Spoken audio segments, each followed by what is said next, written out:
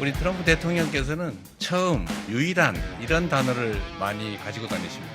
국빈으로 대한민국을 두 번째 방문하시는 유일한 분이십니다. 대한민국 국민들이 대통령님께 그런 감사의 마음을 담아서 드리고 있습니다. It's beautiful, it's a good capacity. I always cherish it. Very special. I'd like to wear it right now. We keep it very good in Korea. It's very special. We have a very great relationship and it will continue and only get stronger. 한국과 미국과의 새로운 시대를 김정은 위원장이 대통령님의 진심을 아직은 제대로 다 수용하지 못해서 불발되긴 했지만 그 자체만으로도 한반도에 상당한 평화의 온기를 만들어내는 것이기도 합니다. I know Kim Jong-un very well. We get along very well. We really weren't able to work out timing. I worked very hard with Kim Jong-un and with everybody on getting things straightened out because that makes sense. We did. We reached a deal and we did a lot of different things. We had a great session. It's an honor. 미국과의 관세 협상에 합의하였습니다. 2천억 불의 투자가 한 번에 이루어지는 것이 아니고 연간 200억 불 한도 내에서 우리 외환 시장이 감내할 수 있는 범위 내에 있으며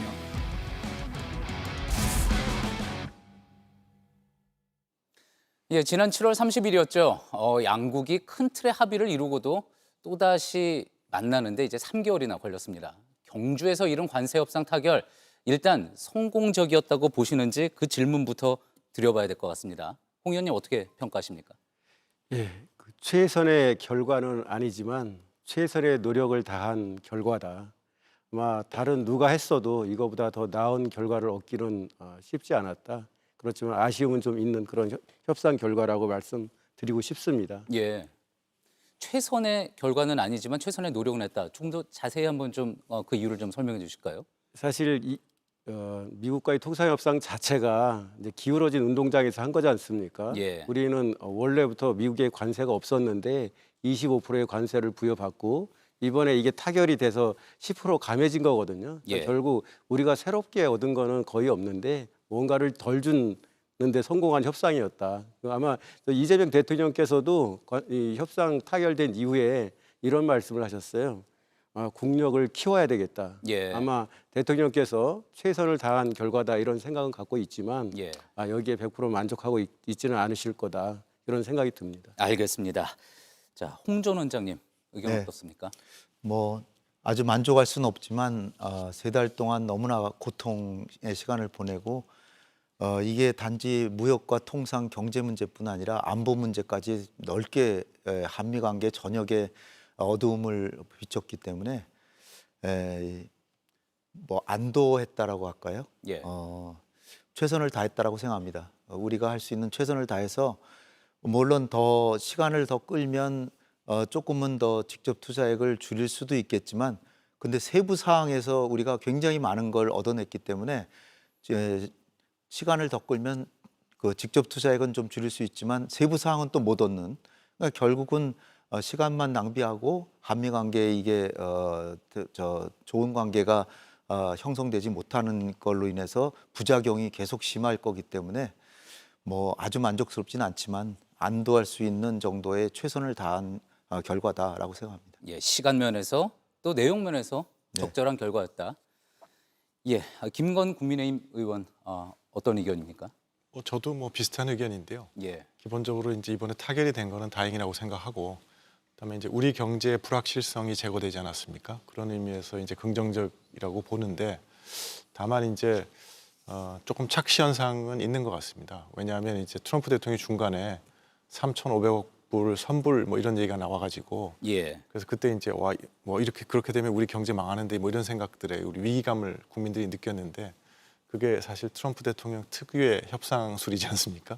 근데 그거를 제하고 가만히 정확히 생각해 보면 원래 이제 7월 달에 협상을 마치고 와서는 분명히 이제 김용범 실장의 설명은 뭐 한 5% 정도 그러니까 한 175억 불 정도가 직접 투자가 될 거고 대부분은 뭐 보증 뭐 이렇게 될 거라고 얘기했는데 결과는 한 2천억 불 뭐 10년에 걸친 건 하지만 2천억 불을 현금 투자하는 걸로 됐기 때문에 근데 그게 거의 우리가 부담할 수 있는 최고치에 도달해 있는 것 같거든요. 예, 그래서 그런 거라고 부르면 조금 아쉬운 측면도 있지 않나 협상 예. 결과가 뭐 그런 생각이 듭니다. 예, 불확실성이 거둬졌다는 면에서는 긍정적으로 평가하지만 세부적으로는 아쉬운 부분이 많이 남는다. 예, 윤덕민 전 주일대사님 의견은 어떻습니까? 예, 저 사회자님께서도 지적했다시피 그 악마는 디테일에 있다고 그랬습니다. 물론 그 불확실성이 제거되는 측면도 있었고 또 그 트럼프 대통령의 그 거래의 달인이랄까요? 그 거래술에 우리 협상이 굉장히 어려움을 겪었던 그런 협상으로 볼 수 있겠는데 그러나 아직도 진행형인 상황이기 때문에 앞으로 우리가 예단하기엔 좀 어렵다. 그래서 끝까지 계속 우리가 이 협상의 내용을 주시하면서 챙겨 나가야 될 거고 우리의 그 경제나 또는 안보에 있어서의 불이익이 초래되지 않도록 최선을 다해 나갈 필요가 있지 않을까 생각합니다. 예. 자, 사실 그제였죠. 이제 회담 전까지만 해도 이런 결과가 나올 거라고는 상상하기가 좀 힘들었습니다. 실제로 또 협상 담당자들도 전망이 불투명하다 이런 이야기를 하기도 했고요. 그랬는데 갑자기 이 모든 상황들이 진전이 됐거든요. 사실 저 홍기원 의원님도 저 이가영 라이브에 나와서 네. 바로 그 협상이 이제 타결됐다는 이야기가 나오기 직전까지도 좀 불투명하다 그런 의견을 밝히셨던 걸로 제가 기억을 하는데 네, 맞습니다. 이렇게 당혹스럽습니다. 급격하게 진행됐던 배경 이유는 뭐라고 생각하세요? 그러니까 사실 그 APEC 정상회담 직전까지 김용범 정책실장이나 또 대통령께서나 다 낙관하기 어렵다. 사실 타결이 안 될 가능성이 높다는 그러한 취지로 말씀을 많이 하셨고 예. 그래서 그리고 또 이 협상의 내용을 보면 사실 어느 것 하나 우리한테 쉬운 게 없었기 때문에 타결이 굉장히 어려울 것으로 생각을 했었습니다. 그런데 유독 트럼프 대통령이 계속 협상이 거의 끝나가고 있다는 말을 많이 했었거든요. 저는 그 표현이 좀 블러핑인 걸로 좀 생각을 했었는데 다른 한편으로 보면 사실 미국의 경우 뭐 장관들이 있지만 상무장관이나 뭐 재무장관이나 등등이 이 일을 책임지고 하지만 의사결정은 거의 트럼프가 직접 하는 걸로 이렇게 알려져 있지 않습니까? 아마 트럼프 본인은 이번에 가서 내가 합의를 해주고 와야 되겠다 하는 생각을 가졌던 것 같아요. 그래서 여기 오기 직전에 또는 와서도 협상이 거의 다 잘 마무리되어 가고 있다는 얘기를 했었고 방명록에 쓸 때도 이번 방문이 새로운 시작이라는 식으로 썼지 않습니까? 그래서 예. 본인은 아마 그걸 염두에 두고 있었던 것 같고 그래서 최종적으로 트럼프 대통령이 결심을 한 걸로 예. 그렇게 이해가 됩니다. 예. 석 달 전이었죠. 워싱턴에서 첫 번째 한미 정상회담을 할 때도 워싱턴의 백악관의 오벌 오피스 이재명 대통령이 들어가기 직전에 갑자기 이제 트럼프 대통령이 날렸던 소셜 미디어의 어떤 그 글 때문에 이거 회담 자체가 굉장히 어려워지겠구나 했었는데 또 회담 결과는 정작 달랐었단 말이에요. 이번에도 비슷한 상황이 벌어진 게 아닌가 싶기는 한데 마찬가지로 외교관 출신인 김건 의원님께도 한번 좀 여쭤보겠습니다. 어떻게 이렇게 급박하게 일이 진행됐다고 좀 판단을 하십니까? 그러니까 그런 면에서 이제 이번에 우리 협상팀이 좀 잘했던 것 같아요. 예. 그러니까 뭐냐면 제가 이제 7월 협상 끝나고 나서 상당히 이렇게 비판을 했습니다. 그건 뭐냐면 예. 뭔가 이렇게 아직 세부 사항이 다 확정이 안 됐는데 예. 너무 김칫국으로 성과를 막 자랑하고 그래서 예. 그렇게 좀 안 했으면 좋겠다. 뭐 그걸 공개적으로도 얘기하고 개별로도 얘기하고 쭉 했거든요. 그때 토론에서도 제가 학점으로 좀 여쭤봤었는데 아마 굉장히 박한 학점을 주셨던 걸로 기억합니다. 예. 근데 그래서 이번에는 제가 원하는 방식으로 하셨더라고요. 왜냐하면 예. 될 때까지 된 거 아니다 그러고 계속 이제 기대치를 낮추고 그 다음에 이제 그렇게 하셨는데, 근데 사실은 조금 이상하게 제가 느꼈던 건 협상의 측면에서 보면 우리가 좀 급하고 예. 트럼프 대통령이 그렇게 급한 건 없었거든요. 왜냐하면 우리는 지금 그 관세를 25% 많이 자동차 막고 있고 그래서 기업들이 많이 좀 피해를 입고 있는 상황이라서 우리는 좀 빨리 해결할 필요가 있고 트럼프 대통령 입장에서는 뭐 이게 몇 달 사이가 크게 지금 달라진 게 없어서 하는데 거꾸로 트럼프 대통령은 좀 뭐 다 될 것처럼 막 얘기하고 예. 우리는 좀 안 될 것처럼 얘기하니까 약간 이상한 신호가 좀 이상하지 않습니까? 저는 그런 생각을 했는데 아마도 이제 그 트럼프 대통령의 이 스타일은 뭐냐면 이제 상대방의 최저선을 확인해서 거기서 딜을 하는 건데 이제 요번에 이제 아마 그 최저선을 확인이 됐다고 생각하고 예. 그 합의를 하려고 생각했던 것 같고 그것이 결국 가장 큰 원인이 아닌가 급속하게 진전되는 그런 예. 그렇게 평가가 됩니다. 결국은 탑다운 방식으로 트럼프 대통령의 어떤 의중이 반영이 됐을 것이다. 그렇게 해석을 해볼 수 있겠군요. 예. 예. 윤 대사님 생각은 어떻습니까? 예, 뭐 저도 그 여실히 그 트럼프의 협상술이 드러난 그 속에서의 어려운 협상이었다라는 생각을 갖습니다. 트럼프 대통령은 아마 그 한국으로부터 현금성의 그런 투자를 받는 게 아마 가장 큰 목표였을 거고, 예. 3,500억 달러라고 일컬어지는데 거기에 플러스 알파가 있었겠죠.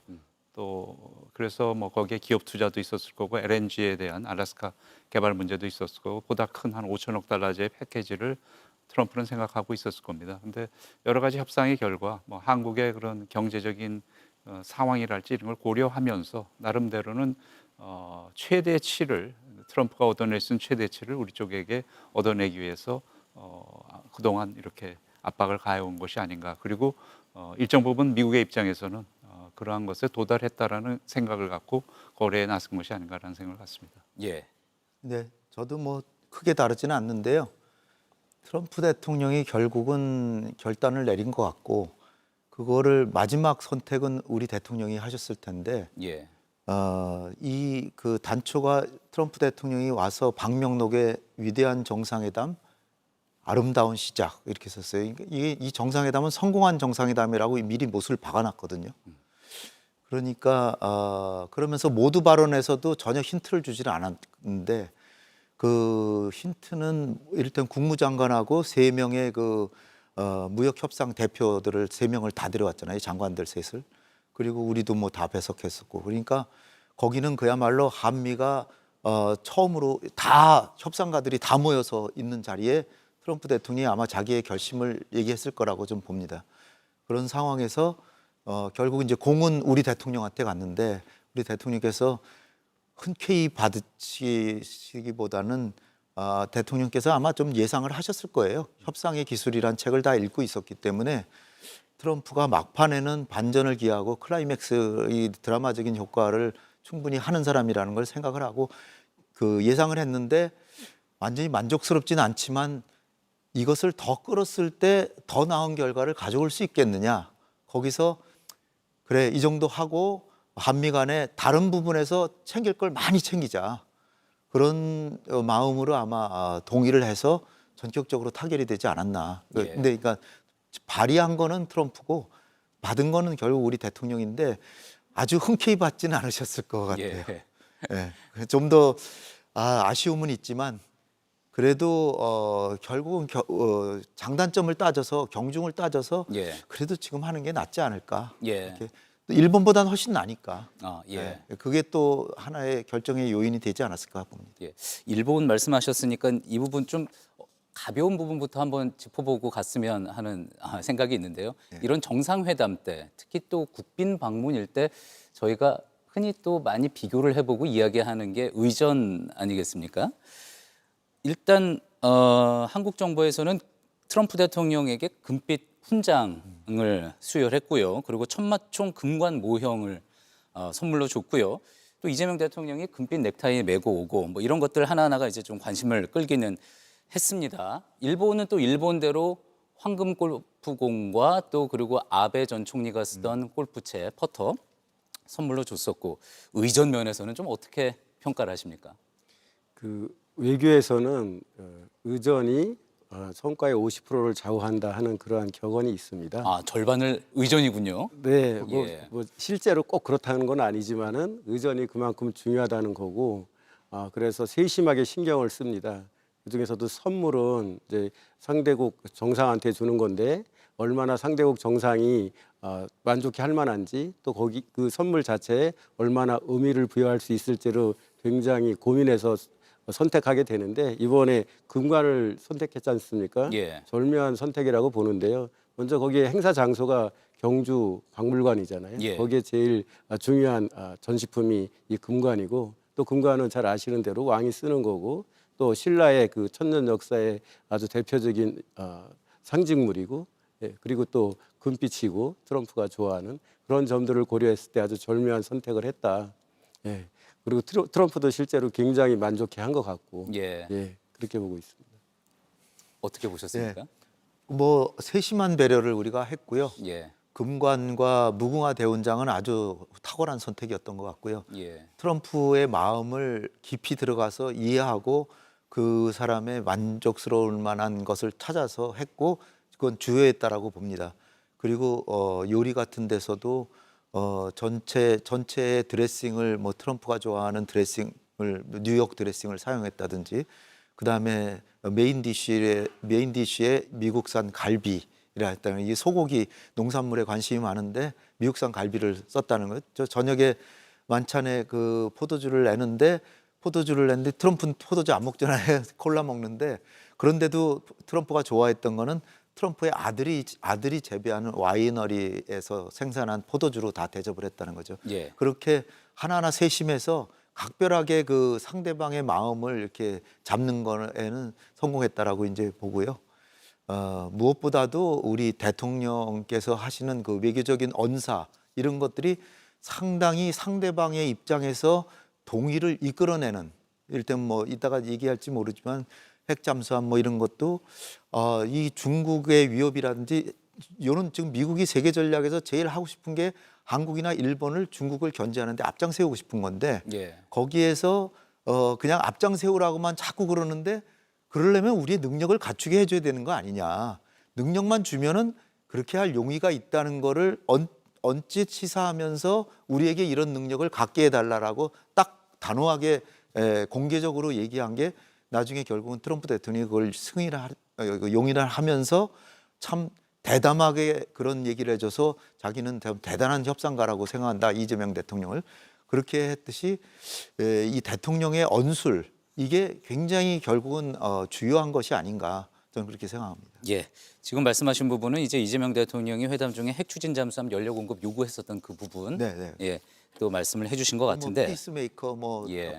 페이스메이커 뭐 이런 것도 다 포함해서 일반적으로 우리 대통령이 사용하는 언술이 트럼프 대통령의 입장에서 그렇지, 그러니까 한국이 저랬구나라고 생각하게끔 하는 거를 그냥 우리 입장만 얘기하는 게 아니라 그쪽의 입장에서 그렇겠구나라는 유도하는 그런 발언을 계속 얘기를 하니까 상당히 이해가 잘 되도록 잘 설명을 하고 예. 그랬다는 거죠. 자, 그러니까 일단 두 분의 말씀은 선물이나 의전이나 어떤 언술에 있어서도 절묘하고 탁월한 선택이었다. 그런 평가인데 어떻습니까? 동의하십니까? 사실 저하고 이제 홍기원 의원님하고 같이 이제 외교관 생활을 해서 예. 둘이 생각이 같은데요. 예. 의전이 딱 50%거든요. 예. 그 50%라는 말은 의전은 회담을 성공시킬 수는 없지만 의전은 회담을 망치기는 되게 쉽습니다. 예. 그래서 제일 중요한 게 차질 없이 회담이 잘 진행되도록 하는 게 의전이거든요. 그런 면에서 이번 의전은 상당히 성공적으로 됐던 것 같고요. 그렇지만 이제 뭐 선물이라든가 뭐 그런 물론 우리의 정성을 보이는 게 중요하지만 저 국익에 치열한 그 회담장에서 그것 때문에 이제 판단이 흔들린다든가 바뀐다든가 이럴 여지는 사실 크게 없습니다. 예. 다만 의전이 이제 실패한다는 게 가령 예를 들어서 통역이 있어야 되는데 통역이 없다든가 이러면 회담 자체가 안 되고 망치는 거거든요. 그런 의미에서 의전이 아주 중요하고 그러면서 딱 한 50%라고 보시면 되겠습니다. 예. 윤 전 대사님은 이제 주일 대사 지내셨으니까요. 네. 이번에 이제 일본이 했었던 선물 의전과 한국의 의전을 비교하면 좀 어떻게 평가를 하실 수 있을까요? 일본 의전 잘하죠. 예. 일본의 그 셋다이라는 그런 명칭이 있을 정도로 일본 외무성 또 일본 자체가 그런 손님에 대한 접대 문화가 상당히 발전돼 있습니다. 근데 그럼에도 불구하고 우리는 또 우리 나름대로의 그 진심을 가진 그런 접대 문화가 있습니다. 그래서 서양 사람들도 뭐 이렇게 외빈들도 일본과 한국은 다른데 한국도 만만치 않다라는 걸 느끼는 것 같습니다. 그래서 뭐 결코 저희가 뭐 일본에 비해서 뭐 대접에서 모자란다든지 그런 점은 없다고 생각합니다. 예. 자, 그러면은 여기까지는 특별히 이제 쟁점이 되지 않을 그런 이야기들을 덕담 차원에서 한번 좀 나눠봤고요. 자, 하나씩 그럼 세부적으로 들어가 보도록 하겠습니다. 특히 이제 3,500억 달러 대미 투자하기로 한 부분 중에 이제 2,000억 달러는 현금으로 하기로 했고요. 1,500억 달러는 마스가 그러니까 조선업 협력으로 하기로 투자를 하기로 이제 합의가 됐습니다. 자, 처음에는 이제 미국 측에서 전액 현금으로 해야 된다, 또 선불로 해야 된다 이렇게 요구를 하다가 다소 조금 물러선 그런 부분이기도 한데 이제 일각에서는 미국 측에서는 250억 달러를 요구했었고요. 연간. 우리는 이제 150억 달러가 적당하다 하다가 이제 200억 달러 선에서 합의를 봤다. 그런 이야기도 뒷이야기도 나오고 있는 것 같습니다.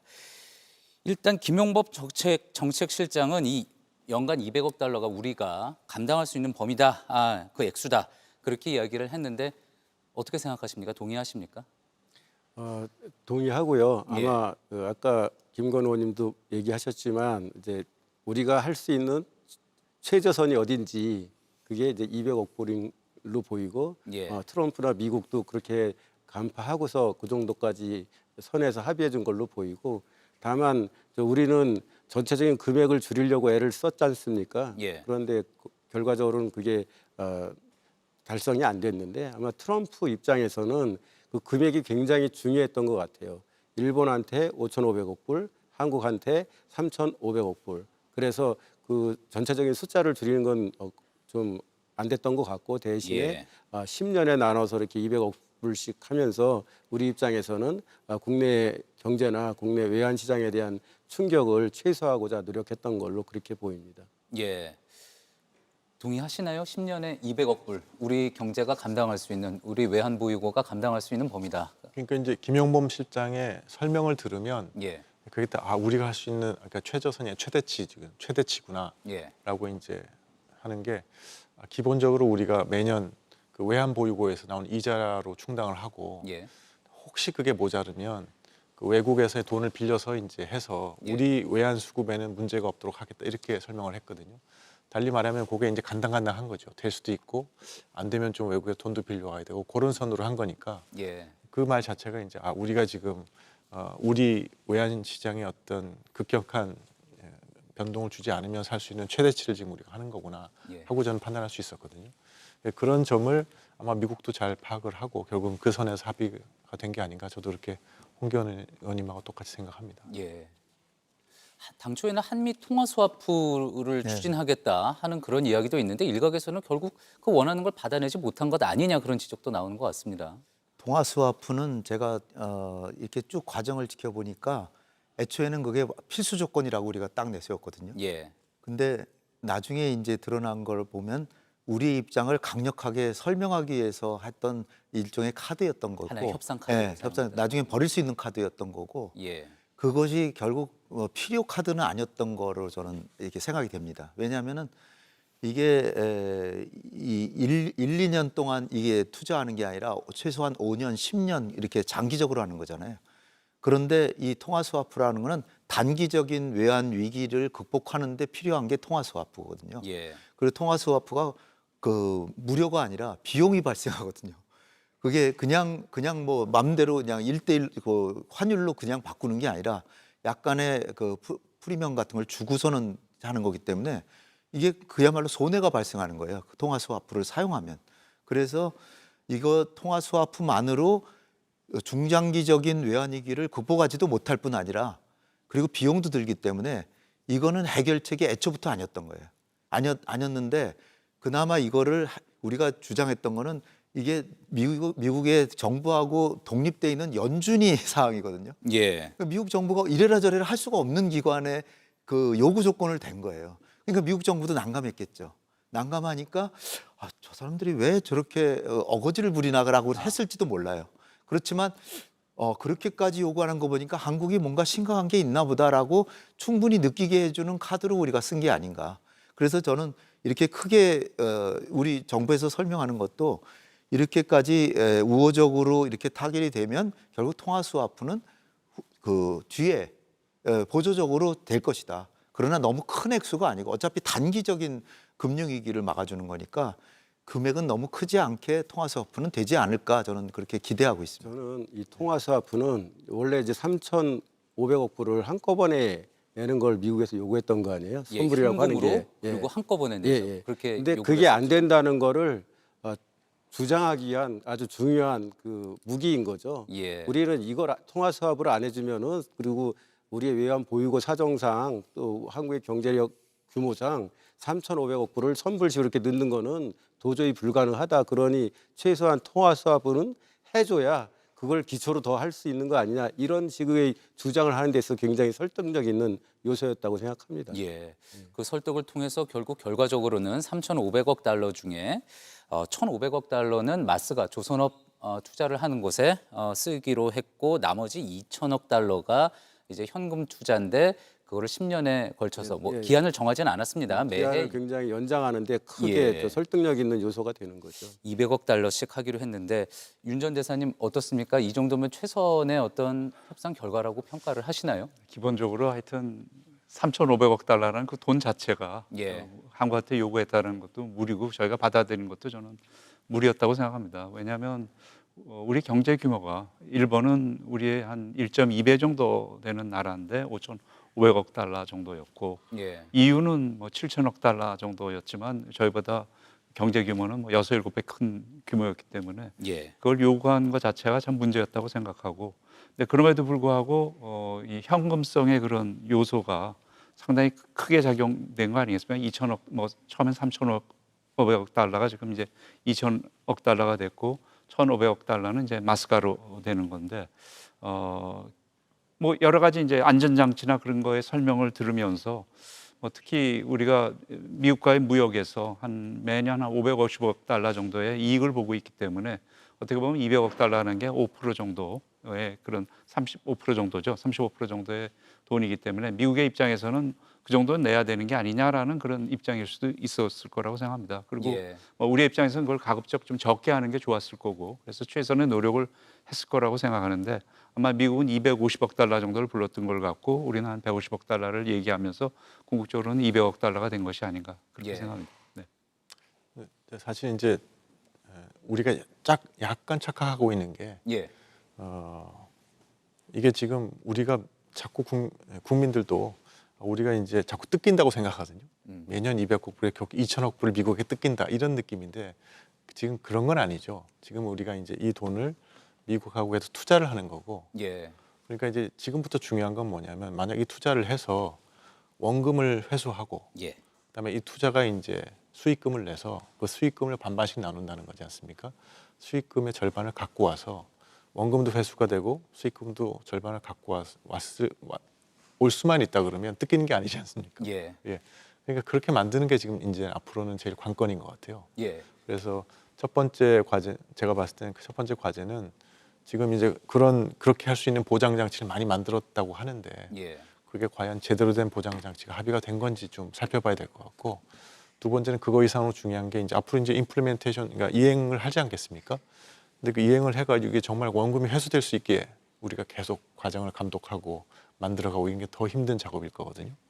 그래서 저는 사실은 처음에 5대5 얘기 나오고 9대1 나왔을 땐 도저히 이해를 못했습니다. 이게 무슨 논리로 예. 미국이 아니 우리가 투자를 하는데 왜 자기들이 갑자기 나서서 5대5로 나누고 나중에는 이제 원금 회수된 다음에 9대1로 갖고 가느냐. 근데 제가 미국 방송에서 이제 그 미국 측 설명을 들었거든요. 이게 왜 자기들이 5대5 수익이 받아야 되고 9대1로 돼야 되는 건지에 대해서.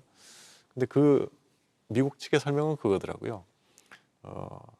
이거를 투자를 하는 이게 좋은 투자처를 미국이 책임지고 발견하는 거지 않습니까? 예. 돈을 벌 수 있는 발견하고 그 다음에 이제 그 투자가 일어났을 때 필요한 많은 행정적인 그다음에 규제적인 어떤 지원 그걸 미국 정부도 하지 않습니까? 그렇게 해서 이 사업을 아주 수익이 많이 나는 사업으로 만드는 책임을 자기들이 갖고 있으니까 예. 그러면 이제 그런 어떤 좋은 투자처에 이제 우리 한국이 한국이나 일본이 이제 투자하는 거지 않습니까?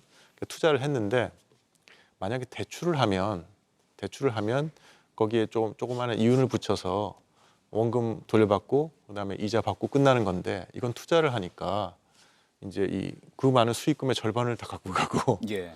그다음에 이 원금을 다 회수하고도 대출이면 그럼 끝나는데 이거는 계속해서 영원히 그 10% 정도 수익이 나는 걸 계속 갖고 가니까 이거는 미국이 일본하고 한국 동맹국이기 때문에 정말 좋은 조건을 한 거다 이런 계산이에요. 예. 우리 계산하고 완전히 다르더라고요. 근데 저는 역으로 이제 이렇게 됐으니까 지금부터는 이걸 제대로 해가지고 상업성이라는 거 확실히 확보하겠다 그러지 않았습니까? 이 상업성을 정말 확보해서 좋은 투자처에 많은 수익을 내는 사업들을 하면 결국은 우리가 결국 이 돈도 다 회수하고 수익금도 갖고 오게 그렇게 하면 우리 경제에 대한 피해가 최소화될 테니까 예. 그렇게 가는 방향으로 우리의 모든 관심을 집중해야 되지 않을까 뭐 그런 생각이 듭니다. 김 의원님 감사합니다. 제가 그렇지 않아도 이 원리금 회수 전까지는 5대5로 배분을 하고 이익이 나기 시작하면 9대1로 배분한다는 게 이게 사업적으로나 외교적으로 전례가 있는 얘기인지 이런 뭐 보통 이렇게 하는 건지 좀 궁금해서 시청자 여러분들을 위해서도 한번 좀 여쭤보려고 했었거든요. 그 대답이 좀 나왔던 것 같고요. 근데요. 예. 사실 제가 이제 처음에 이 협상 결과를 뭐 저도 아쉽다고 생각하고 아마 대통령께서도 그럴 거라고 생각하시고 예. 또 실제로 김용범 정책실장이 언급한 걸 보면은 그 5대5 그러니까 원리금 회수 때까지는 수익을 5대5로 이제 미국과 한국이 가져가는 걸로 돼 있잖아요. 이 부분을 마지막까지 굉장히 강하게 문제 제기를 했으나 우리가 원하는 비율 합의를 도출하지 못했다 이렇게 얘기했거든요. 예. 그 얘기는 사실 저희가 투자를 하고 그러면은 거기서 이제 소득이 생기는데 투자한 원금과 그 이자를 회수할 때까지는 미국과 우리가 5대5씩 나누는 거로 돼 있는데 사실 미국이 행정적인 지원을 하는 노력은 포함이 돼 있지만 미국은 투자하는 게 없습니다. 결국은 우리가 투자하는 거고 거기서 돈은 다 저희 주머니, 우리 주머니에서 우리 나오는 주머니에서 거죠. 나가는 예. 거죠. 그리고 만약에 손해를 보게 되면 우리가 손해를 보는 건데 그 원리금 회수를 양쪽이 5대5씩 한다는 거는 굉장히 불공평한 거죠. 예. 그리고 원리금 회수가 다 끝나면은 수익금의 90%를 미국이 가져가고 10%를 우리가 가져오는 구조로 지금 이렇게 돼 있는 걸로 제가 이해하는데 예. 사실 그 부분이 굉장히 불공평한 거고 그래서 만족할 수 없는 건데 미국과 일본이 체결한 그런 합의와 비교해 보면은 우리가 얻어낸 것들이 상당히 있다. 그렇기 때문에 그나마 성공한 협상이다 이렇게 말할 수 있다는 거지. 사실 처음부터 이거는 기울어진 운동장에서 양쪽이 협상을 한 거였기 때문에 예. 상당히 우리한테 불리한 요소들이 있는 거는 사실입니다. 예. 당연한 애초에 말씀. 미국이 주장했던 것대로 하면은 투자처도 상무부에서 위원회를 만들어서 거기서 다 하고 거기서 대통령한테 올리면 트럼프가 사인하면 그 사인한 액수를 일정한 계좌에다가 그냥 일본은 입금만 하고 예. 그렇게 돼 있는데 우리는 그래도 그 부분에서 한국이 추천하는 한국 매니지먼트를 채용해서 우리가 투자처를 고르고 그런데도 관여를 하고 또 원금이 손실당하고 그랬을 때 일본 같은 건 회수할 길이 없다라고 저는 생각하는데 우리는 원금 회수 장치를 마련했기 때문에 아주 큰 낭패를 보지는 않는다는 거 안전장치를 마련했다는 게 굉장히 유용하고요. 그래서 저 월스트리트 저널에서 이게 사실 보수 언론이고 트럼프 대통령을 지지하는 쪽인데 예. 거기서도 얘기를 하는 게 지금 방식으로 한국이나 일본한테 이렇게 투자를 얻어내는 거는 이거는 부적절하다라고 얘기를 하면서 그 왜 그러냐면 이 대통령이 투자처를 결정하는 그러니까 투자를 받는 미국 대통령이 결정을 하면 트럼프 대통령이 경영하는 회사나 트럼프의 지인이 경영하는 회사에 투자해 버린다는 거예요. 예. 그래서 그게 손실이 나면 이건 완전히 부패와 연결이 된다. 그러면 월스트리트 저널이 걱정하는 건 그러면 미국 공화당이 부패한 정권이 되고 그러면 다음에 민주당이 득세한다. 이걸 걱정해서 그렇게 쓴 것 같아요. 그럴 정도로 이건 미국에도 안 좋고 우리에게도 이건 불합리한 거였는데 이런 보조 장치를 마련한 거는 상당히 잘 된 것 같고요. 그래서 향후에도 그 부분에 우리 김건희 의원님 잘 얘기하셨는데 투자한 거지 이게 우리가 버린 돈이 아니라 준 게 아니거든요. 그러니까 결국은 이익을 남겨올 수도 있는 것이기 때문에 일부지만 미국이랑 나누지만 그러니까 투자처만 잘 선정하면 근데 일본 같은 경우는 미국이 그걸 갖다가 알래스카 사업 같은 건 굉장히 위험성이 크잖아요. 예. 거기 투자해가지고 그거 다 날리면 원금 자체를 못 받을 수도 있는 거라고 생각이 되는데 그런 거는 우리는 절대로 하지 않도록 추후에 우리 정부가 굉장히 신경을 써야 될 것 같습니다. 예. 그렇게 혹시라도 수익성이 없는 곳에 아니면 조금 전에 말씀하신 것처럼 뭐 가능성의 문제기는 하지만 트럼프나 트럼프 측근 기업에 투자를 하도록 강요를 할지 모르기 때문에 그 안전장치 중에 하나로 제가 받아들이기는 그 조항에 이제 MOU에 상업적 합리성이 있는 곳에 투자를 한다. 그런 조항을 넣었던 것 같습니다. 근데 사실 저 이게 저한테는 익숙하지는 않은데 얼마나 이게 또 구속력이 있는 어떤 조항일지 표현일지 그것도 좀 궁금하거든요. 어떻습니까? 구속력이 좀 사실은 있는 겁니까? 예, 상업적 합리성 있는 프로젝트만 추진하기로 합의했다고 돼 있지만 예. 이게 최종적인 구속력은 없고 결정은 결국은 이제 미국 대통령이 하는 형식이긴 할 텐데 어쨌든 예. 이런 문구가 들어가면은 당연히 상대방이 신경을 써야 될 거죠. 그리고 월스트리트 저널에서 지적한 그런 일들이 만약 발생한다면 미국 내에서도 비판이 있을 거고요. 이제 거기에 들어갔고 또 하나는 원래 이제 원리금 상환할 때까지 5대5로 배분한다고 돼 있는데 그걸 20년 내에 못할 걸로 보일 경우에는 수익 배분을 조정할 수 있는 내용도 넣었거든요.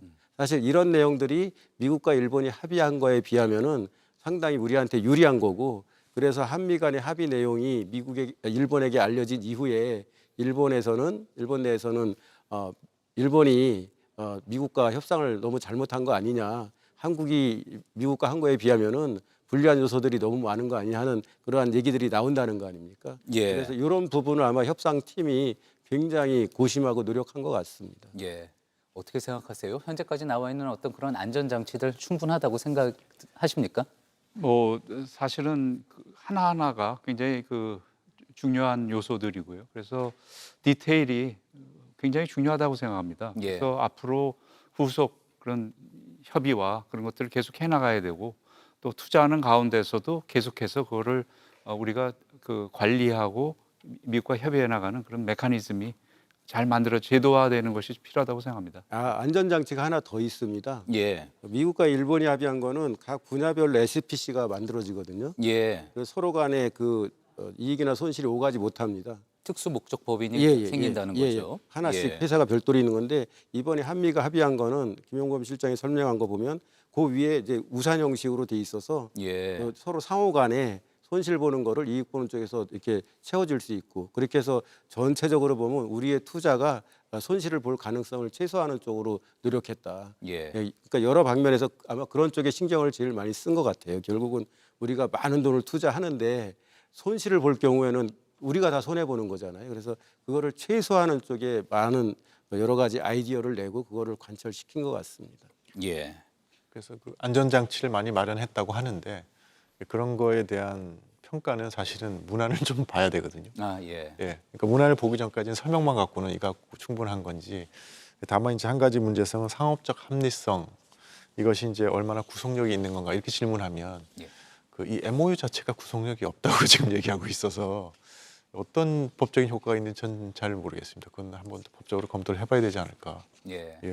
그래서 저는 좀 딴 얘기지만 이거는 우리 재정에도 많은 영향을 미칠 수 있기 때문에 국회 비준 동의를 좀 받아야 되는 거 아닌가 하는 생각인데 자꾸 구속력 없는 이란 말이 나와서 또 국회 비준 동의를 빠져나가려고 그러는 거 아닌가 그렇게 생각해서 지난번 대정부 질문 때 김민석 총리하고 조현 장관한테 물어가지고 두 분으로부터 다 국회 비준 동의 받겠다는 얘기를 들었거든요.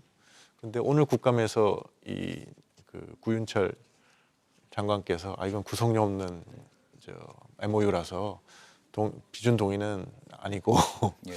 보고하는 방향으로 해야 되지 않겠냐 뭐 이런 얘기를 해서 가지고 이것도 왔다 갔다 해서 좀 고민입니다. 저도 그걸 좀 확인해 봤는데요. 예. 기본적으로 합의의 성격은 MOU입니다. 그래서 법적 구속력이 없습니다. 미국과 우리나라 간에 법적 구속력이 없기 때문에 이거를 우리가 국회의 비준 동의를 받는 조약으로 취급해서 만약 동의안으로 처리하게 된다면은 우리는 법적 구속력을 갖고 미국은 없는 우리한테 결코 유리한 협정이 아닌데 그걸 우리가 스스로 법적 구속력을 갖는다는 것은 불리한 거 아니에요. 그래서 그렇게 하는 것은 좀 안 맞는 것 같고 다만 이게 워낙 중요한 사안이니까 국회의 동의를 받는 그러한 절차는 좀 필요할 것 같고요. 또 하나는 이제 2천억 불을 투자하기 위한 어떤 저수지가 있어야 될 거 아니에요. 펀드가 또는 기금이 그런 거를 조성하기 위해서는 아마 국회에 좀 결의 내지는 승인이 필요한 그런 특별법 형식으로라도 그런 거를 지금 정부 측에서 얘기하는 것 같습니다. 그러니까 이 MOU 자체를 비준 동의 받는 조약으로 취급하지는 않지만 어쨌든 국민의 대표인 국회에서 그거를 추인을 받는다든지 그리고 그 기금을 조성하기 위한 특별법을 만들어서 그거를 국회에서 법률로 통과시킨다든지 이런 쪽의 절차는 좀 염두에 두고 있는 것 같습니다. MOU의 법적 구속성이 없다고는 하지만 비준 동의를 받는 조약도 한미 무역협정 같은 FTA 같은 경우도 미국이 일방적으로 그냥 파기하지 않았습니까? 그래서 과연 또 무슨 의미가 있을 것이냐 뭐 그런 이야기들도 나오는 것 같습니다. 한 가지 또 짚어보고 싶은 거는 끝나고 나서 협정이 끝나고 나서 지금 굉장히 이제 중요한 역할을 한 것으로 알려져 있는 러트닉 상무장관이요. 소셜 미디어에 그런 글을 남겼습니다. 100% 완전히 개방을 했다. 또 그런 이야기도 했고요. 또 반도체에 대해서 이번 합의의 일부가 아니었다. 또 그런 이야기도 남겼습니다. 어떻게 보세요? 어떤 의도로 어떤 또 생각으로 그런 글을 남겼다고 보십니까? 그래서 이게 좀 약간 불길하죠. 왜냐하면 이게 7월에 데자뷰거든요. 7월에도 우리가 이렇게 합의했다고 하는데 미국은 완전히 다른 얘기를 하고 그래서 또 한판 이렇게 뭐 큰 사단이 일어났지 않습니까? 근데 이거는 이제 큰 거는 정리가 됐는데 또 다른 작은 사안들 갖고 또 이러니까 야 이게 끝이 없구나 이런 생각도 들고 그런 의미에서 좀 요번에는 근데 다행히 문서가 있다니까 합의한 문서가 있다니까 문서를 보면 모든 게 좀 명확해지지 않을까 하고 그래서 저는 합의문을 지금 기다리고 있습니다. 어떻게 보세요? 어떤 내부적인 메시지, 국내적으로 전하는 메시지였을까요? 이게 조금 우리 정부가 이제 이야기했었던 내용과는 다른 결의 그런 이야기를 이제 러트닉 장관이 이야기한 거였어요. 뭐 가장 이제 핵심적인 게 쇠고기나 농수산물에 대한 그런 수입 문제 이런 것일 것 같은데 좀 저도 뭐 김 의원님 말씀에 동의하면서 좀 불길한 그런 생각도 듭니다. 그래서 앞으로 그 점에 대해서는 저희가 잘 챙겨야 될 것 같고 문서가 있다면 그 점을 좀 확실히 했으면 좋겠고요. 그다음에 사실은 자동차는 뭐 15%가 됐기 때문에 참 다행이라고 생각합니다. 저희 주력 수출 상품인데. 근데 또 한 가지 가장 좀 아쉬웠던 분야가 반도체입니다. 사실 우리의 가장 핵심적인 건데 일본이나 EU는 그 15%의 그 관세로 반도체도 됐는데 한국 같은 경우는 그 15%의 그런 적용을 반도체에 받지를 못하는 그런 상황이 되고 있기 때문에 물론 대만과 비슷한 수준으로 하겠다라는 그런 언질만 남아 있기 때문에 이 점도 우리의 가장 핵심적인 산업이기 때문에 좀 확실히 짚고 넘어가야 되지 않을까 생각합니다. 또 트럼프 대통령이 한 이야기 중에도 남긴 이제 트루스 소셜에 남긴 이야기 중에도 한국이 투자하기로 한 총 액수가 6천억 달러라 뭐 이런 이야기도 남겼거든요. 어떤 맥락에서 그 러트닉 장관이 한 이야기 포함해서 어떤 맥락에서 나온 제 이야기라고 생각에는요. 보십니까? 이제 6천억이라는 숫자는 이제 이번에 합의한 3,500억 불, 또 우리 기업들이 직접 투자하기로 한 1,500억 불, 그리고 몇 년에 걸쳐서 수입하기로 한 에너지 1,000억 불 이걸 합친 숫자인 것 같고요. 트럼프 입장에서는 본인의 성과를 과시하는 차원에서 이런 거를 구분하지 않고 뭉뚱그려서 얘기한 것 같고, 그다음에 반도체나 쌀, 쇠고기 이런 거는요. 이번 MOU는 투자 관련한 내용들이 포함되는 겁니다. 그러니까 투자에 관련된 것들만 들어간 MOU이기 때문에 거기에는 쌀이나 소고기, 반도체 이런 얘기는 없을 거로 보이고 이거는 별도 이슈로 논의를 했는데 쌀이나 소고기는 추가 시장 개방은 없다. 다만 검역 쪽에 좀 뭔가 편의를 봐주는 쪽으로 얘기가 된 것 같고 반도체는 아까 말씀하신 대로 이제 최소한 대만보다는 높지 않은 관세로 우리가 수출하는 걸로 MFN 최혜국 대우를 받는 걸로 아마 그렇게 합의가 됐다고 보입니다. 그래서 이게 미국의 얘기와 우리의 얘기가 서로 포인트를 주는 게 달라서 그런 거지 우리 정부가 양쪽 간에 논의된 내용이나 합의된 내용을 뭐 좀 잘못 알렸다든지 그런 거는 아닌 걸로 저는 판단합니다. 러트닉 장관의 정확한 표현은 이제 우리 정부에서요. 우리 정부 김용범 실장이 했던 정확한 표현은 대만에 비해서 불리하지 않은 수준의 관세를 약속받았다. 반도체 부분에 대해서 그렇게 이야기를 했었죠. 홍전 원장님 의견은 어떻습니까? 글쎄요, 반도체도 우리의 주요 수출품인데 이게 사실은 대만하고 우리하고 경쟁이잖아요. 뭐 물론 분야가 TSMC는 빈메모리고 우리는 메모리가 주로 독과점 상태죠. 저 양쪽이 다 독과점 상태인데 우리가 이제 요즘에는 또 비메모리에도 많이 진출을 해서 TSMC를 좀 따라가는데 격차가 별로 좁혀지지는 않는 것 같고요. 그런 상황에서 결국 우리의 주 경쟁자가 대만이라는 측면에서는 자칫하면은 지금 우리가 이게 이번에 타결이 안 됐으면은 품목 관세로 반도체에 뭐 100%를 매기느니 뭐 그런 얘기가 나왔었거든요. 그럴 경우에는 정말 큰 우리한테도 어려움이 있을 뻔했는데 그나마 이 다행이라고 저는 이제 생각을 하는데 그 일본이나 EU에 비해서 우리가 더 불리하다 그러면은 이 부분은 좀 계속 노력을 해서 일본하고는 같은 정도로 만들어야 되지 않을까 이렇게 생각합니다. 예. 일본을 말씀하시니까요. 또 일본의 경우에는 그리고 지금 문서화된 것을 좀 봤으면 좋겠다. 김건 의원께서도 그렇게 이야기를 했는데 일본은 어쨌든 우리보다 좀 빠르게 협상을 진행을 했고요. 결론을 냈고 또 문서화하고 사인까지 했습니다.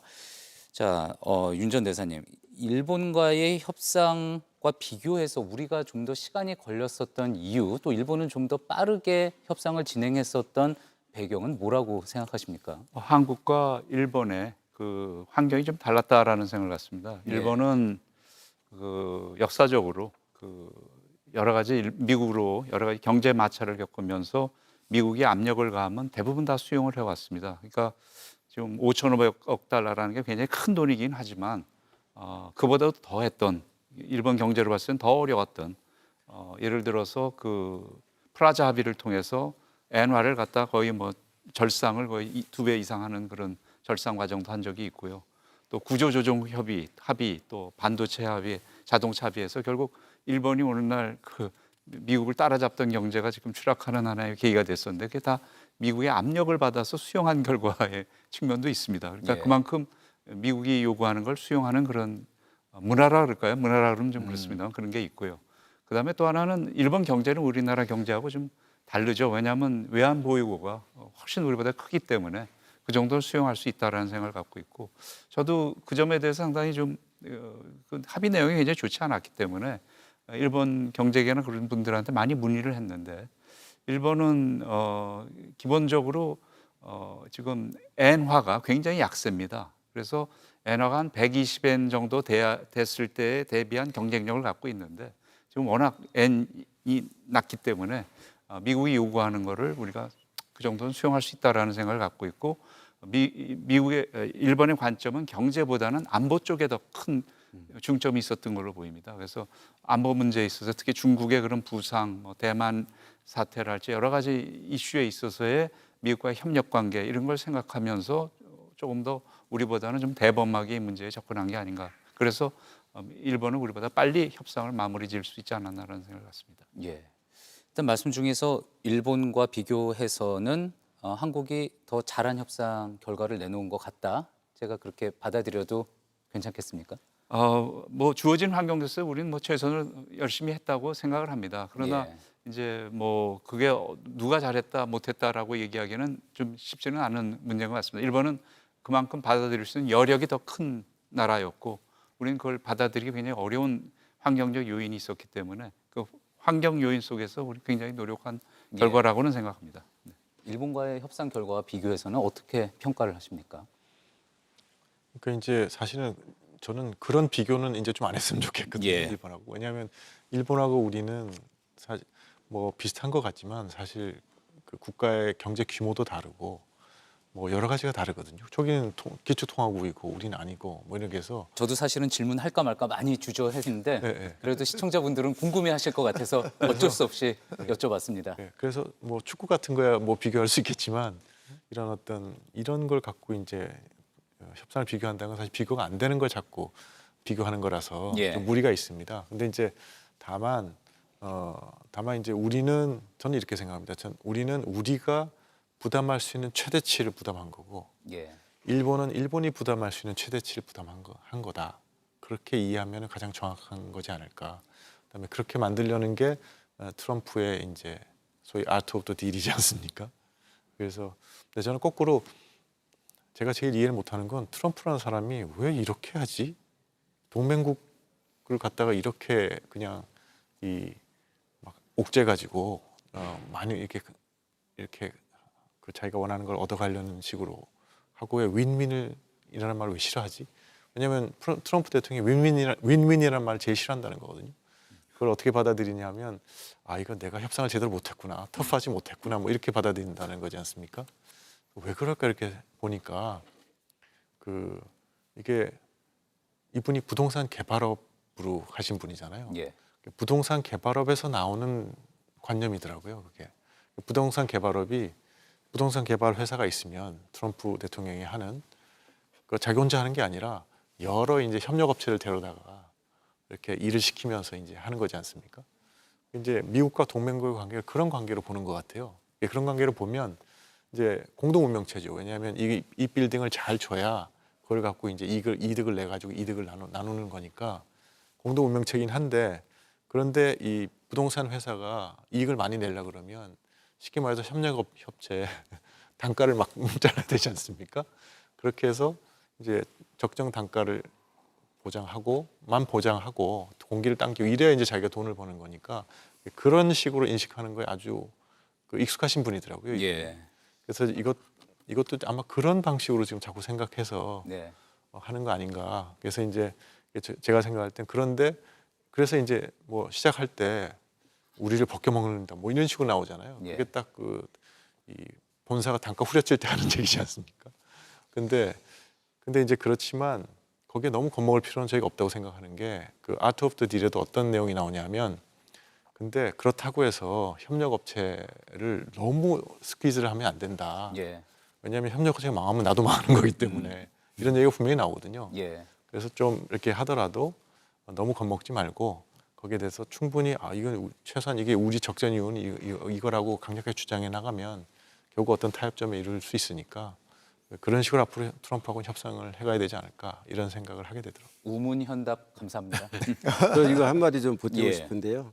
그러니까 우리가 미국과 합의한 거를 일본과 합의한 걸 비교하면 우리가 잘한 부분이 여러 가지 있습니다. 첫째로 이제 10년에 나눠서 그렇게 우리의 부담을 최소화한 거, 또 하나는 원리금을 회수할 수 있는 장치들을 아까 말씀드린 대로 여러 개 마련했지 않습니까? 예. 그거는 미일 합의에는 없는 내용들이거든요.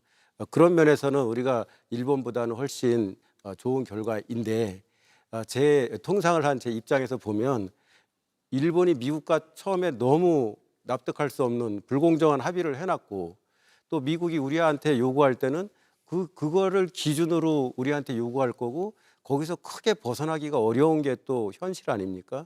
그러다 보니까 우리는 일본이 소위 잘못 합의해 놓은 것 때문에 거기에서 출발을 하다 보니까는 우리도 많이 불리한 상황에서 미국과 협상을 하고, 또 비록 많은 것을 얻어냈지만 많이 우리한테는 불리한, 미국한테만 유리한 그런 합의가 된 거 아닌가, 저는 그렇게 생각합니다. 예. 조금 전에 이제 윤 전 대사님이 이야기해 주신 어떤 문화적인 역사적인 배경도 있었습니다. 일본은 상당히 이제 미국의 수용적인 어떤 역사적인 배경이 있었고, 자, 그럼 그런 맥락에서 본다 그러면 우리는 어떤 협상가가, 우리 협상에 나섰던 당사자가 그러지 않아서 그랬겠구나라는 것도 짐작해 볼 수가 있을 것 같고요. 그래서 트럼프 대통령도 실제로 이번에 한국에 와서 한국에 굉장히 터프한 협상가가 있었다. 그러면서 김정관 산업통상부 장관을 콕 집어서 이야기를 했었죠. 어떤 그런 우리 측의 협상의 성과도 있었다. 또 협상력이 돋보인 부분이 있었다. 그렇게 평가를 해볼 수도 있을까요? 무엇보다도 지금 나오는 얘기들이 대통령이 딱 중심을 잡고 소신껏 하고, 그리고 무엇보다 국민이 동의할 수 있는 내용이 아니면 합의할 수 없다.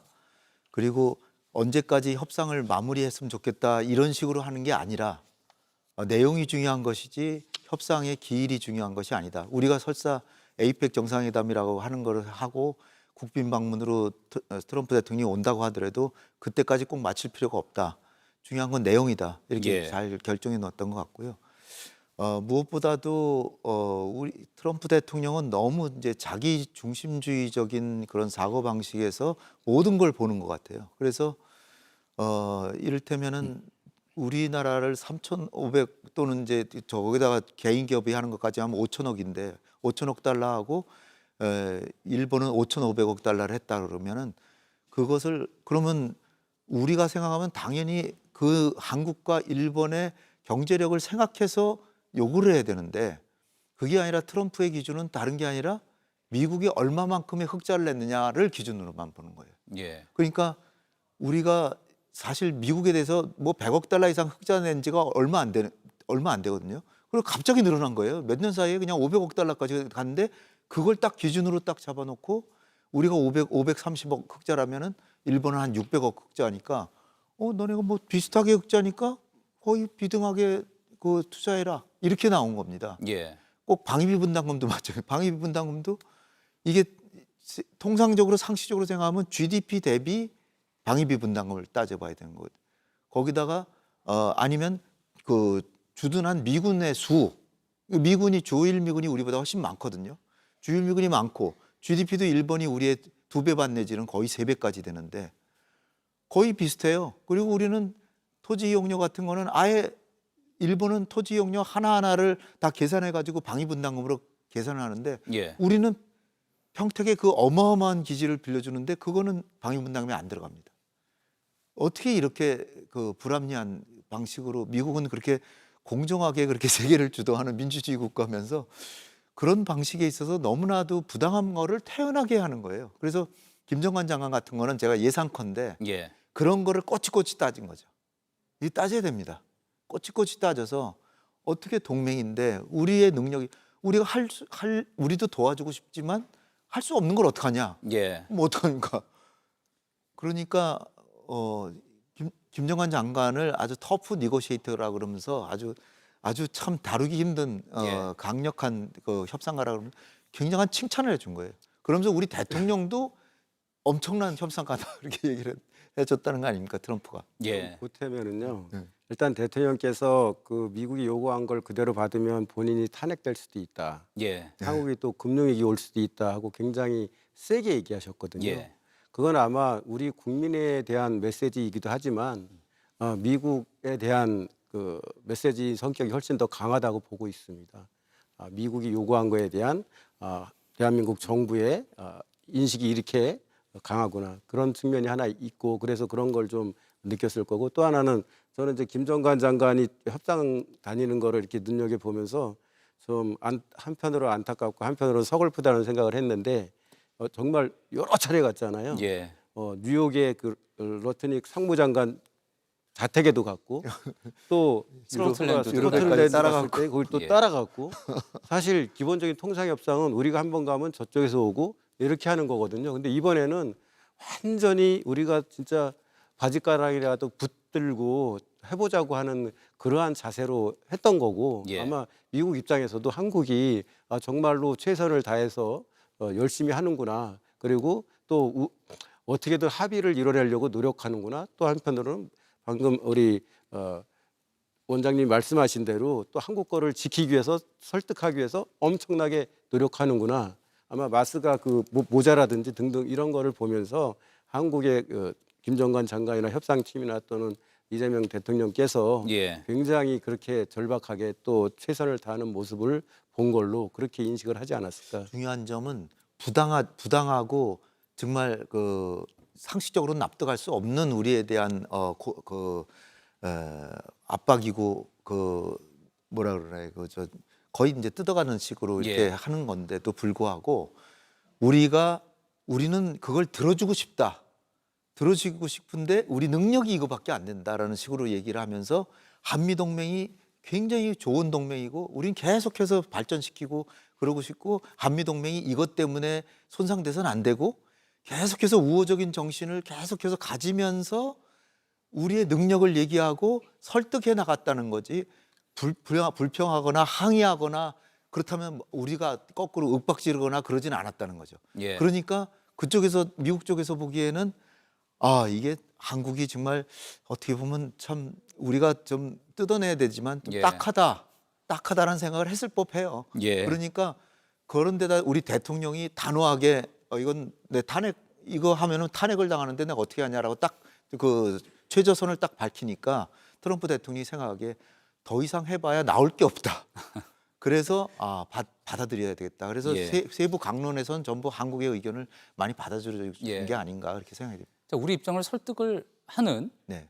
또 그런 상황에 처하면서도 오히려 요구를 한 부분도 있었습니다. 그게 이제 바로 핵 추진 잠수함 연료 공급을 요구한 거고 그 공개석상에서 이재명 대통령이 이야기한 지 하루 만에 이제 트럼프 대통령은 핵 추진 잠수함 건조를 승인을 했습니다.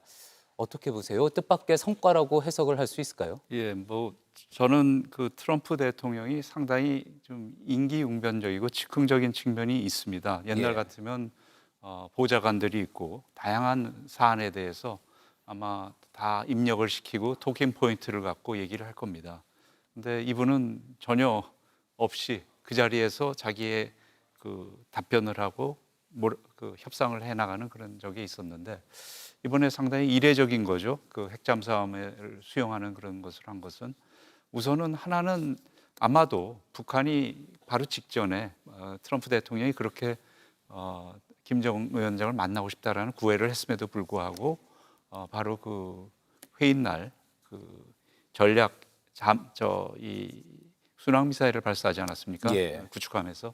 네, 그런 것들을 보면서 그 핵잠수함에 대한 한국의 그런 저거를 응한 측면도 저는 있을 거라고 생각합니다. 또 하나는 이 대통령이 저는 굉장히 잘했다라고 생각을 하는데 그 한국이 핵잠수함을 가져야 될 이유가 만약에 북한이었다면 북한의 핵잠수함을 추적하고 추정하기 위해서 우리가 핵잠수함이 필요하다는 얘기했으면 아마도 그 미국의 입장에서는 트럼프 대통령의 입장에서는 그건 응하지 않았을 겁니다. 그런데 중국이라는 표현을 썼어요. 그것이 굉장히 외교적으로는 좀 좋지 않았는지는 모르겠습니다만 중국 쪽이라는 표현을 예, 그 용어 자체가 미국 쪽 트럼프 대통령으로 하여금 움직이게 된 하나의 원인이 된 것이 아닌가. 그래서 또 그러나 사실은 이번에 가장 핵심적인 관세 협상이었는데 거기서 상당히 트럼프 대통령이 원하는 바를 얻었기 때문에 한국이 원하는 바 하나를 좀 응해주는 그런 측면이 있었지 않았나. 그러나 핵잠수함에 대해서 그렇게 그 SNS까지 날리면서 그것을 한국이 추진하는 걸 지원하겠다고 얘기한 거는 그 자체는 참 좋은데 예. 그것이 실행되기까지는 아직도 험난한 그런 과정이 남아 있다라는 점도 우리가 알아야 될 것 같습니다. 네. 뭐 지나가 버려 가지고 제가 두 가지를 얘기하려고 그러는데요. 먼저 이제 김장관 장관을 칭찬한 대목. 예. 거기서 이제 제가 느껴진 건 뭐냐면 근데 그러면 트럼프 대통령은 미국 쪽에서는 누가 가장 그 터프한 협상가라고 생각할까? 자기라고 생각할 것 같거든요. 예. 제 생각에는 결국은 저기는 트럼프 대통령이 다 결정하고 하는 시스템이니까 결국 김정관 장관이 아무리 이제 러트닉 장관하고 씨름을 한다 하더라도 결국 우리 대통령께서 그런 씨름을 또 같이 하셨어야 되지 않을까. 그런 의미에서 유엔에 갔을 때 트럼프 대통령 잠깐 만날 기회가 있지 않았습니까? 이번 아세안에서도 그런 기회를 만들 수 있었을 거고 그런 기회가 있을 때마다 잠시 만나는 기회를 만들어서라도 메시지를 좀 전했어야 될 것이 아닌가. 그러니까 한국은 일본하고 다르다. 지금 같은 조건이면 우리 경제 뭐 망할 수밖에 없고 그렇게 되면 그건 결과적으로 미국한테 손해다. 뭐 이런 간단한 메시지도 전달하고 그래서 우리 실무선에서 좀 잘 협상해 보자. 이렇게 간단한 메시지를 전달했다 그러면 아마 김정관 장관이 노력했으니까 조금 더 좋은 결과가 있지 않았을까? 그런 게 저는 좀 안타깝게 느껴지고요. 그다음에 이 핵 추진 잠수함 관련 문제는 북한이 이미 핵 추진 잠수함을 개발하고 있는 상황이니까 예. 지금은 어떨지 모르지만 또 최근에 러시아하고의 협력 속에서 북한의 개발이 또 가속화될 가능성도 배제할 수는 없지 않습니까? 러시아 기술을 이전한다는 그런 이야기도 나왔었죠. 뭐 소문이죠. 근데 아직 예. 확인된 건 없지만 근데 분명한 건 뭐냐면 김정은이 러시아 극동을 방문했을 때 그 푸틴이 보여준 여러 무기 중에 그 원자력 잠수함이 있었거든요. 그게 이제 북한의 관심사라는 건 러시아도 알고 있었다는 것이고 그래서 그런 거 그러니까 그러면은 이게 궁극의 무기인데 언젠가는 북한이 가질 수도 있다는 가능성을 생각한다면 우리가 지금부터 당연히 이걸 개발해야 되지 않겠습니까? 왜냐하면 그 핵잠수함을 막을 수 있는 건 핵잠수함밖에 없습니다. 그러니까 핵잠수함이 나오는 그 어기에다가 그 우리 핵잠수함을 딱 갖다 놓고 기다리다가 저쪽 핵잠수함이 출동하면 계속 따라다녀야 돼요. 그거 놓치면 큰일 나거든요. 그래야지 이 궁극의 무기가 어디선지 모르게 갑자기 막 핵 핵 미사일 쏘고 이런 거 속수무책으로 당하는 걸 막을 수 있는 유일한 방법이니까 당연히 우리가 이렇게 하는 거에 대해서는 미국도 인정할 수밖에 없는 거죠. 왜냐하면 북한이 지금 하고 있으니까. 그래서 그런 측면에서 이제 이런 설득 작업을 우리가 꾸준히 해왔다고 생각하고, 그래서 다만 이제 제가 생각하는 거는 이걸 꼭 그런데 이 모두에 공개되는 데서 이 말씀을 하셨어야 됐나.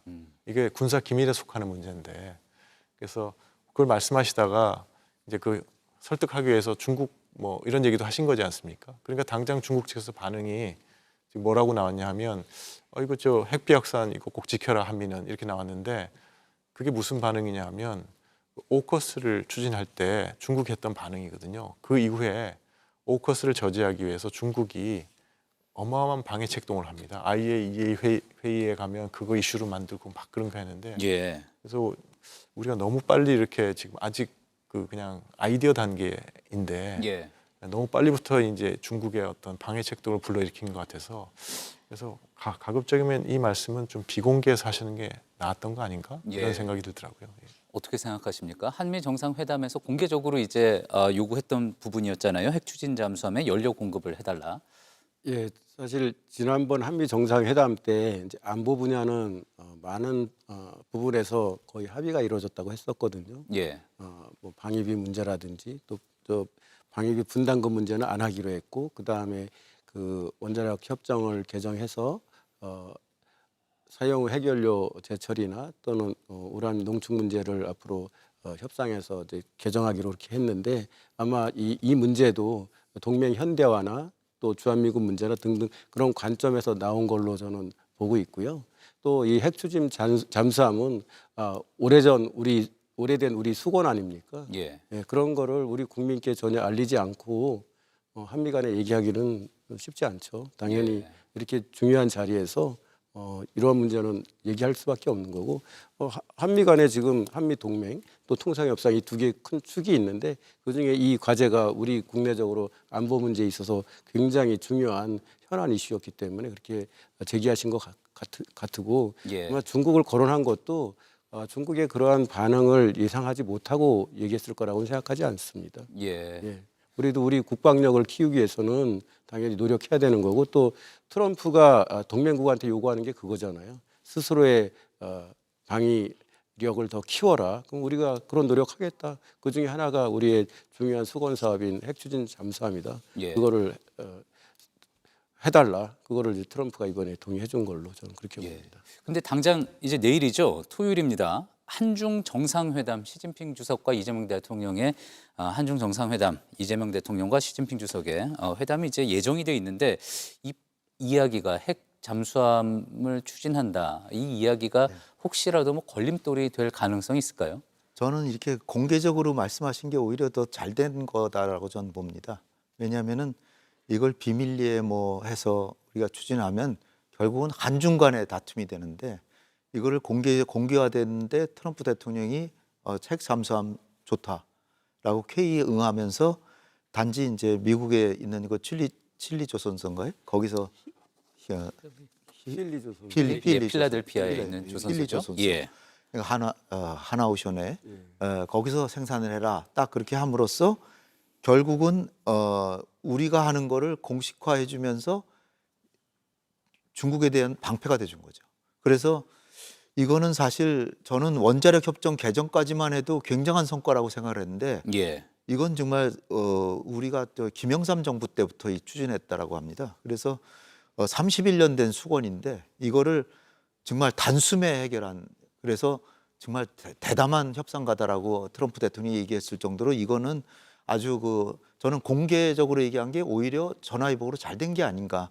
물론 중국이 따질 수가 있습니다. 시진핑 주석이 따질 수 있는데, 제가 볼 땐 지금 시점이 미중 간의 경쟁이 심각하고 중국으로서도 우리하고 잘 지내려고 하는 그런 계제이기 때문에, 물론 우려하는 사람들은 잘 지내려고 그러는데 또 이것 때문에 또 잘못 지내게 되나 이렇게 걱정할 수는 있겠지만, 예. 오히려 중국이 우리를 필요로 하고 있을 때 이런 걸 얘기를 해서 단호하게, 이거는 우리의 국가 안보와 우리의 자주 주권을 위해서 반드시 필요한 것이기 때문에, 더군다나 북한이 핵 잠수함을 개발해서 우리를 위협하고 핵으로 위협하고 있는 이런 시기에 우리는 당연히 해야 되는 것이다라고 할 수 있는 우리의 그 당당한 모습을 오히려 대통령이 보여주시기를 저는 바랍니다. 예. 네, 시진핑 주석이 만약에 이걸 문제를 삼는다면 예. 조금 전에 이제 윤동민 전 대사께서는 아직 사실 실행까지는 갈 길이 좀 멀다 또 그런 이야기도 네. 했거든요. 아마도 한미 원자력 협정 개정 문제도 이 부분과 결부가 돼 있기 때문에 또 그런 네. 말씀을 하신 게 아닌가 싶습니다. 사실 뭐 이런 말씀드리기가 좀 그렇긴 합니다만 미국에는 두 개 정부가 있는 것 같습니다. 하나는 트럼프 대통령이고 또 하나는 전통적인 합리적인 미국 정부가 있는 것 같습니다. 그래서 아마 합리적인 미국 정부였다면 여러 가지 지정학적인 고려 또 비확산의 문제를 가지고 절대 이런 문제에 대해서 그렇게 쉽게 한국이 해도 된다라는 얘기를 안 나왔을 겁니다. 근데 트럼프 대통령이었기 때문에 아마 이런 것이 가능하지 않았나라는 그런 생각이 들고요.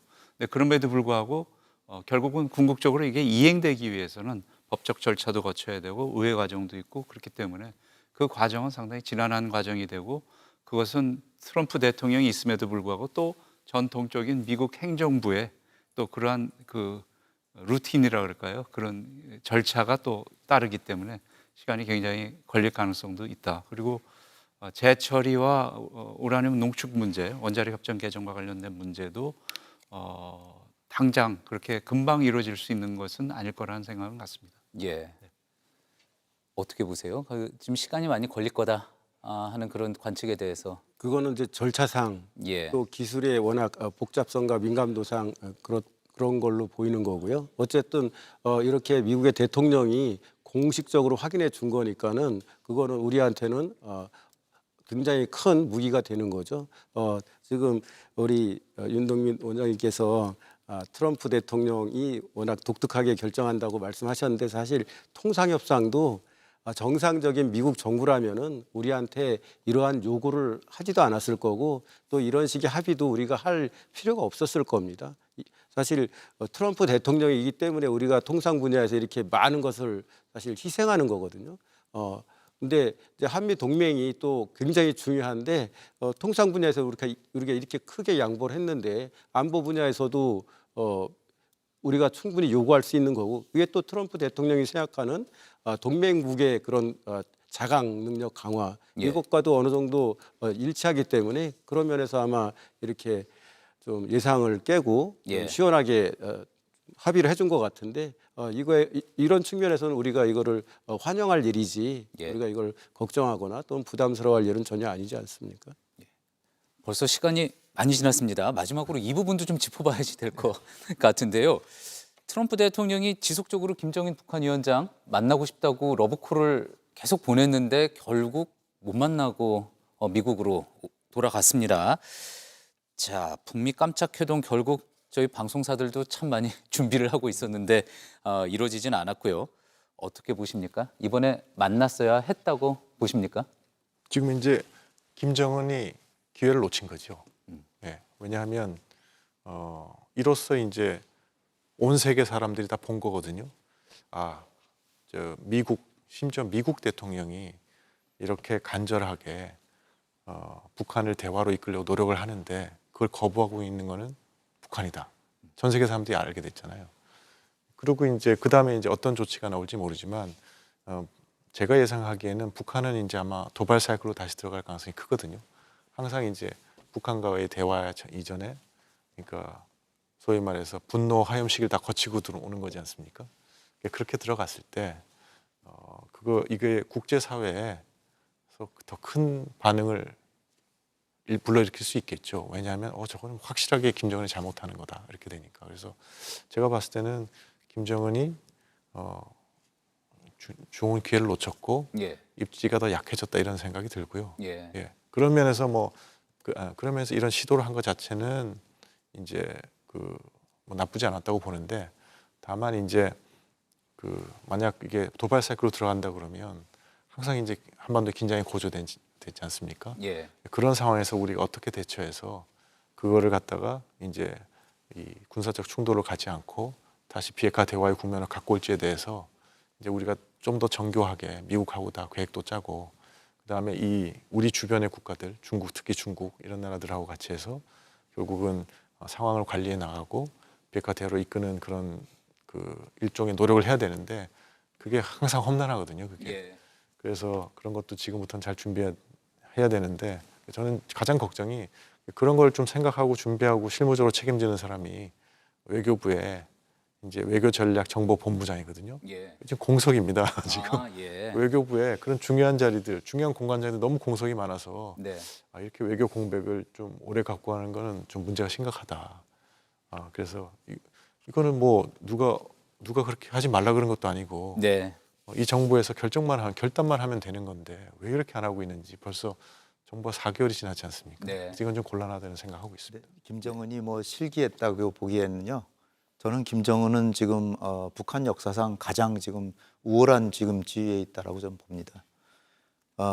굉장히 그 어려운 상황이었죠. 고립돼 있었고 하노이 정상회담 할 때만 해도 그런데 지금은 핵을 엄연히 가졌다라고 미국 대통령이 뉴클리어 파워라고 할 정도고 미국 대통령이 구애를 하는데도 쳐다보지도 않고 미사일을 쏘는데 그 순항 미사일이 그 요코스카 항에 그 미국의 그 항공모함에 그 일본 총리와 미국 대통령이 승선하고 있는데 거기를 가격할 수 있는 핵폭탄을 날릴 수 있는 순항 미사일을 시험을 했거든요. 예. 그런데도 트럼프 대통령은 이번에는 내가 바쁘고 타이밍이 안 돼서 못 만났는데 조만간에 머지않아 다시 만나러 다시 돌아오겠다라고 했습니다. 너무나 아쉽다는 거죠.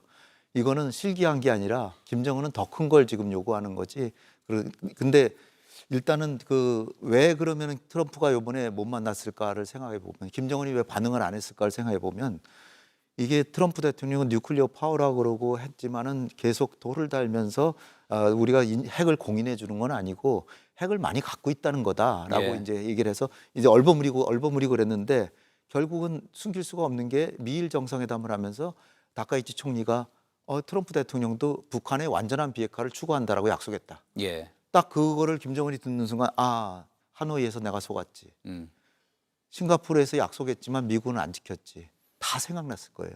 그래서 트럼프 대통령 지금 만나봐야 큰 득이 없다. 그렇지만은 내가 지금 안 만나줘도 내년 1월 말에 노벨 평화상 그 후보 등록 마감일 전에 나를 다시 만나러 올 것이다.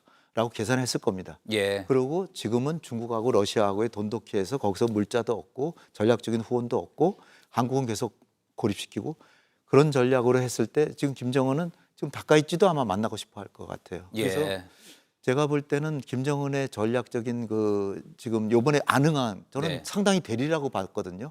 될 수 있는데 다카이치와의 회담에서 거기 딱 그걸 했고 한미 정상회담에서도 결국 한반도 비핵화를 한다라고 그 다음에 또 나왔거든요. 네. 물론 이제 안 만났으니까 그 얘기를 됐는지 모르겠습니다만은 한미 정상회담에서도 한반도 비핵화는 추구하기로 했거든요. 예. 그 얘기는 김정은이 듣기 싫어하는 얘기거든요. 결국 그거는 만나는 조건에 해당하지 않기 때문에 만나는 조건을 만들어 가지고 와라. 그럼 만날 수 있다라는 메시지를 이번에 강력히 줬고 자기가 참관도 하지 않고 그럼으로써 그리고 순항 미사일 쏜 건 탄도 미사일이 아니까 안보리 그 결의에도 위반되는 게 아니거든요. 예. 그러니까 교묘하게 절묘하게 계산해서 트럼프를 다시 오게끔 만드는 동기는 부여해주고 자기 위력은 과시하고 할 거는 다 했다라고 저는 봅니다. 예, 알겠습니다.